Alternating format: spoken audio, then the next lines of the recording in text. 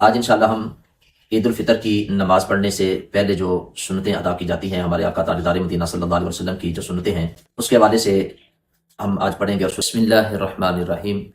السلام علیکم ورحمۃ اللہ وبرکاتہ.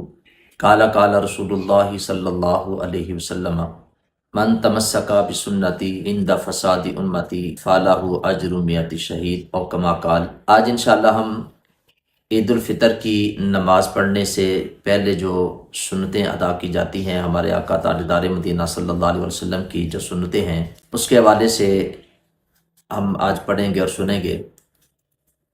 اور نبی پاک صلی اللہ علیہ وسلم کا فرمان عالی شان جو میں نے آپ کے سامنے ابھی بیان کیا، حضور فرماتے ہیں کہ جو بندہ میری ایک سنت پر عمل کرتا ہے، حضور فرماتے ہیں کہ اس بندے کو اللہ رب العزت 100 شہیدوں کا ثواب عطا فرماتے ہیں. سبحان اللہ. عید والے دن جن سنتوں کا ہم ادا کرتے ہیں تو ان کا تعلق خاص عید کے ساتھ ہے. پھر پورا سال ان سنتوں کا جو ثواب عید کے دن ملتا ہے وہ صرف خاص عید کے ہی دن ملتا ہے.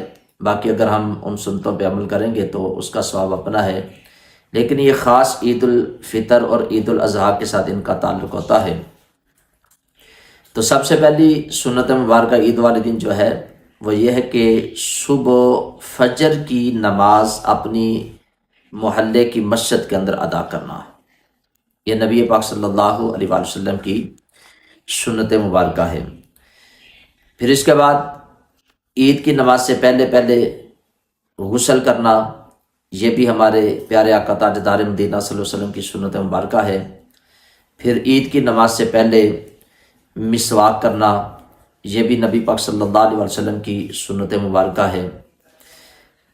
عیدگاہ میں آنے سے پہلے عطر خوشبو لگانا، یہ بھی نبی پاک صلی اللہ علیہ وسلم کی سنت مبارکہ ہے.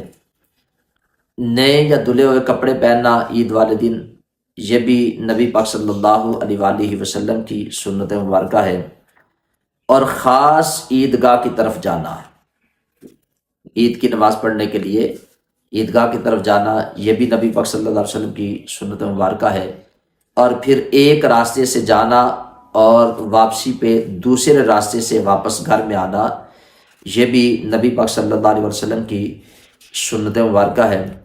اور پھر عیدگاہ کی طرف جاتے ہوئے تکبیرات کا پڑھتے ہوئے جانا، اللہ اکبر اللہ اکبر لا الہ الا اللہ واللہ اکبر اللہ اکبر وللہ الحمد. یعنی عید الفطر والے دن ان تکبیرات کو آہستہ آواز میں آپ نے پڑھنا ہے اور پڑھتے ہوئے عیدگاہ کی طرف جانا، یہ بھی نبی پاک صلی اللہ علیہ وسلم کی سنت مبارکہ ہے.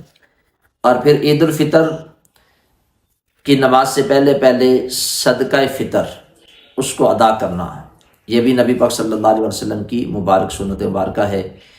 اور پھر عیدگاہ کی طرف جانے سے پہلے کسی میٹھی چیز کا کھانا، اگر کھجوریں ہوں تو طاقت ان کو کھائیں، اور اگر کھجوریں میسر نہیں تو پھر کوئی میٹھی چیز کھا کے عیدگاہ کی طرف جانا، یہ نبی پاک صلی اللہ علیہ وسلم کی سنت مبارکہ ہے.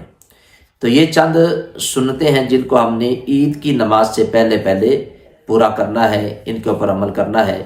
اور اللہ کے پیارے رسول کے حکم کے مطابق جو ایک سنت پہ عمل کرتا ہے تو حضور فرماتے ہیں کہ اس بندے کو اللہ رب العزت کی بارگاہ سے 100 شہیدوں کے برابر ثواب ملتا ہے. تو یہ چھوٹا سا عمل ہے، یہ سارے کام ہم کرتے ہیں، لیکن ان کاموں کے کرنے سے پہلے اپنے ذہن کے اندر یہ تصور کریں کہ یہ جو ہم عمل کر رہے ہیں، یعنی مسواک کر رہے ہیں، یہ بھی نبی پاک صلی اللہ علیہ وسلم کی سنت مبارکہ ہے. دھلے یا نئے کپڑے پہن رہے ہیں، غسل کر رہے ہیں، کوئی میٹھی چیز کھا رہے ہیں، خاص عیدگاہ کی طرف جا رہے ہیں، صدقہ فطر ادا کر رہے ہیں، تو یہ اپنے تصور کے اندر رکھیں کہ یہ نبی پاک صلی اللہ علیہ وسلم کی سنتیں ہیں جن کو ہم ادا کر رہے ہیں. تو انشاءاللہ آپ کو ان کاموں کا پھر مزہ بھی آئے گا، اللہ کی بارگاہ سے اجر بھی ملے گا. تو ہمیں ان کاموں کو ضرور کرنا چاہیے، بلکہ ساری زندگی جو بھی ہم عمل کرتے ہیں تو انہیں سنت کے مطابق ہمیں کرنا چاہیے. اللہ رب العزت کی بارگاہ میں دعا ہے اللہ تعالی ہم سب کو ان سنتوں پر عمل کرنے کی توفیق عطا فرمائے.